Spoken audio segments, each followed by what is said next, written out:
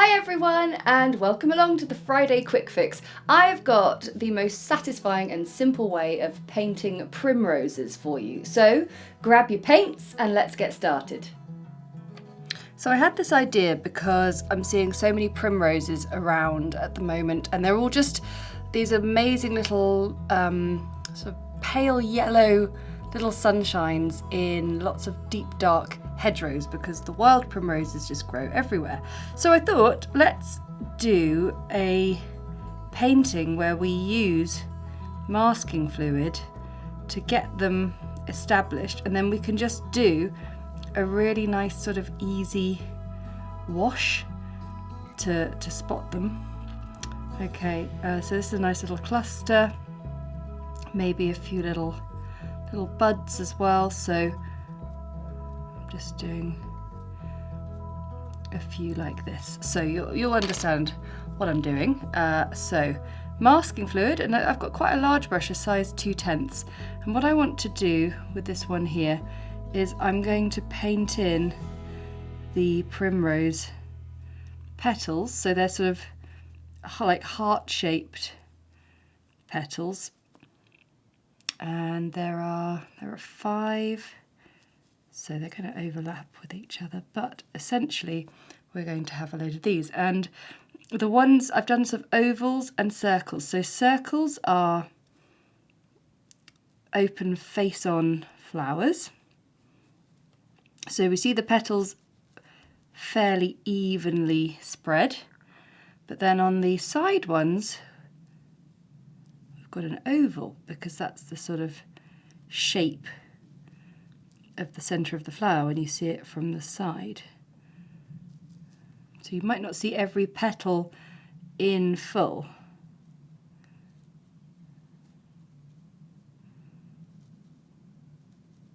So I'm just going to fill in the masking fluid, and there are going to be some just little buds. So that's what I've done with these, just some little blobs there.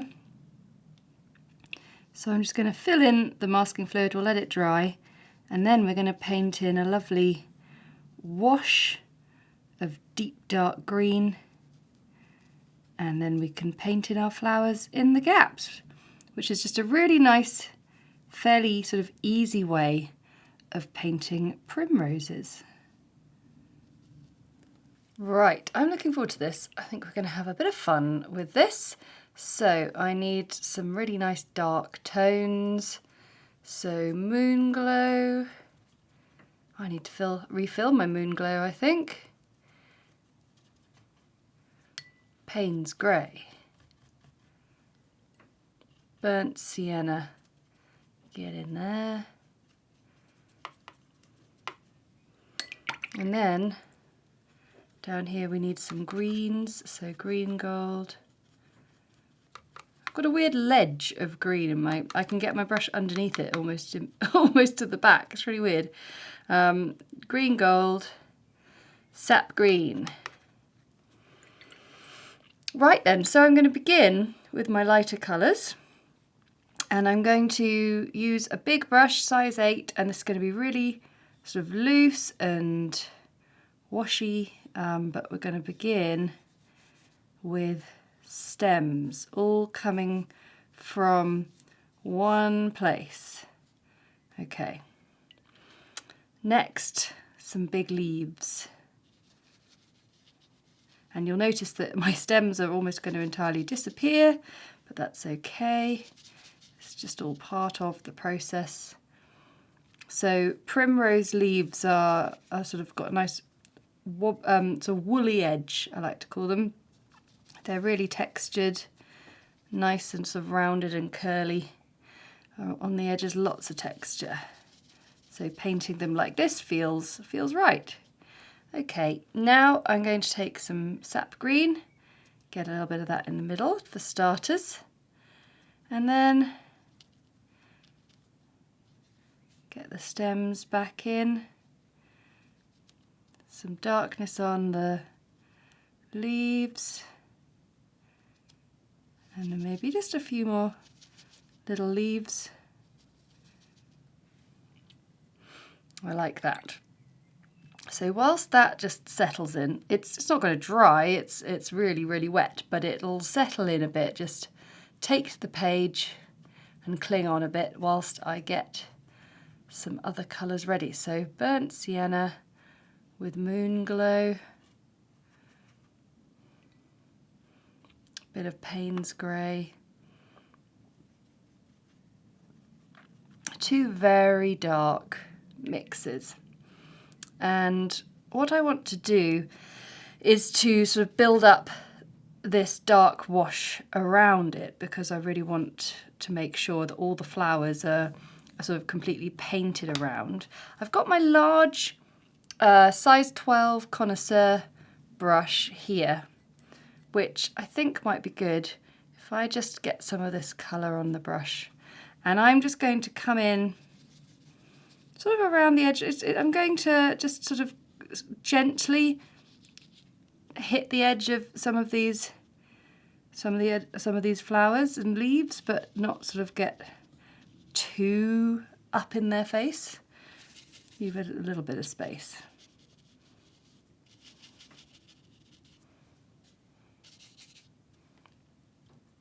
I must say, I love experimenting. I'm going to put a little bit in the middle there as well. Yeah, I just love experimenting with watercolour. I never would have painted like this a little while ago, and now I just find it all the more fun to see how you can create a really true sense of the sort of the flavour and spirit of a flower, plants and flowers in particular, without being an accurate depiction. I think it's really interesting as an artist, because if you have brilliant cameras and photographers, then it would be good to look to art for other things as well. So I'm going to just find a little bit of space for Payne's grey, a little bit in there, lovely. And now I'm going to leave it. I'm going to let it dry, clean my brush off. So maybe you want to just stretch that out a little on that side just to even it up.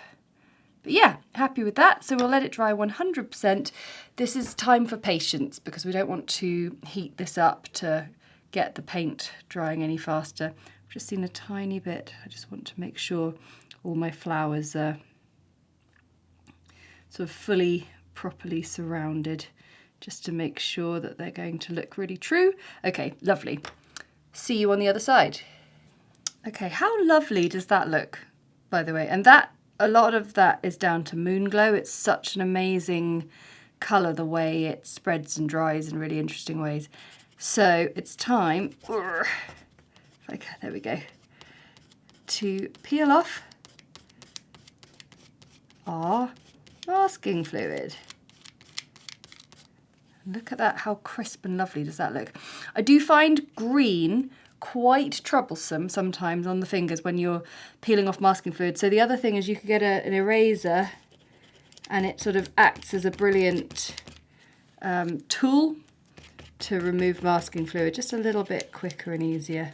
So I'm definitely going to use that instead of my fingers for this one.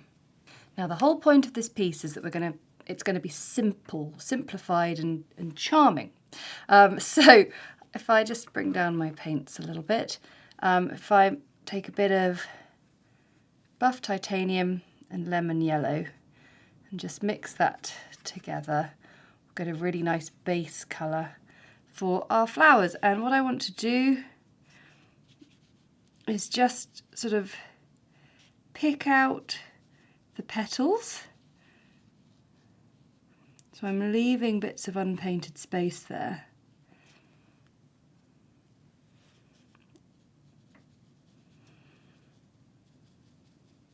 But some of them, it might not be completely obvious to you where your petals are. So you're just adding in this, it's like a highlight, low light situation. The size 2 brush is pretty perfect for this one. And of course, as always, I'm using my Pro Art brushes that you can buy on my website and in my Etsy shop. So I'll get these coloured in. And also our little buds or our flowers on the side. Just again creating a bit of shape with them, using them for highlights and lowlights. It's all very subtle at this stage, but what's so lovely is the way the flowers are really standing out over the dark background.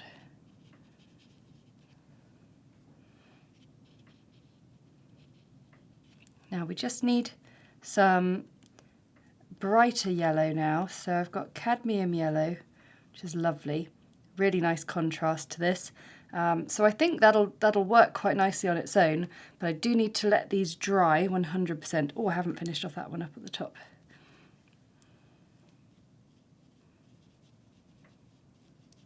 It almost looks like the colour of masking fluid, which is ironic, seeing as we just peeled that off. But not to worry, let's get that dry and on to the next stage. Right, so with my size 0 brush, I'm getting some cadmium yellow, and I am basically doing a sort of 5-pointed little petal star with a little bit in the middle.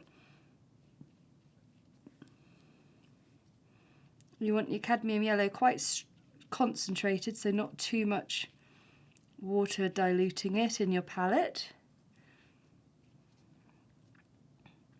And when it comes to the side, we're going to see a part of it quite clearly, and then the rest will be a little bit squashed like that. So we'll see that one.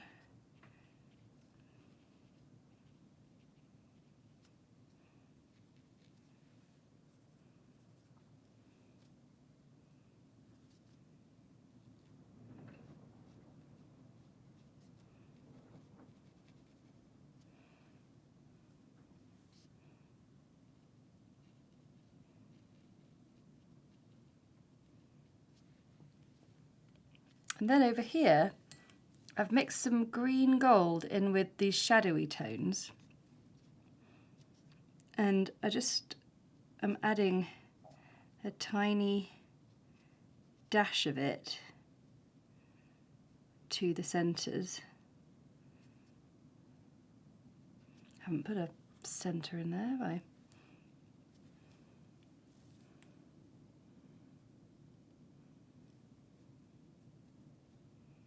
There we go.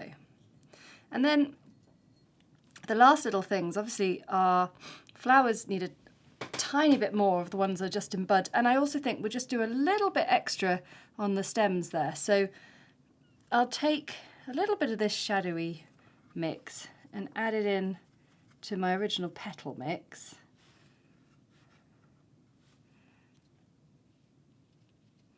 And create that negative space by just painting in the shadow at the top of the bud.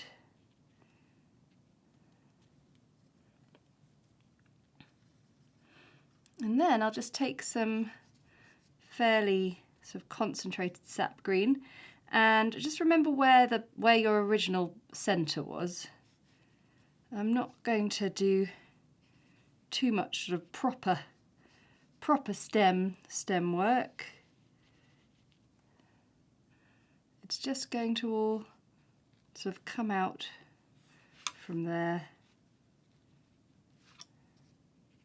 Remember, creating pictures is all about capturing the essence of something, like I was saying earlier. And so that's what I'm interested in with this plant rather than anything else. So a little scribble up some of the leaves.